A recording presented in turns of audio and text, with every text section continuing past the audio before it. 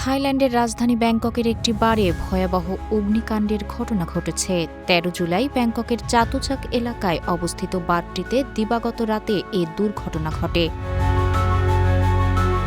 অগ্নিকাণ্ডের পর ঘটনাস্থলে পৌঁছায় ফায়ার সার্ভিস। তখন বারের ভেতর থেকে মানুষ প্রাণ বাঁচাতে দৌড়ে বের হওয়ার চেষ্টা করছিলেন। সামাজিক মাধ্যমে এক্সে ছড়িয়ে পড়া এক ভিডিওতে দেখা যায় বারটির সামনে দিয়ে দাও দাও করে আগুন বের হচ্ছে। আতঙ্কে মানুষ ছুটে পালাচ্ছেন, কেউ কেউ আগুনে দগ্ধ হন। প্রায় আধা ঘণ্টার চেষ্টায় আগুন নিয়ন্ত্রণে আনে ফায়ার সার্ভিসের কর্মীরা। এদিকে থাইল্যান্ডের প্রধানমন্ত্রী আনুতুম চারণবিরাকুল জানান, ঘটনাস্থল থেকে ২৭ জনের লাশ উদ্ধার করা হয়েছে।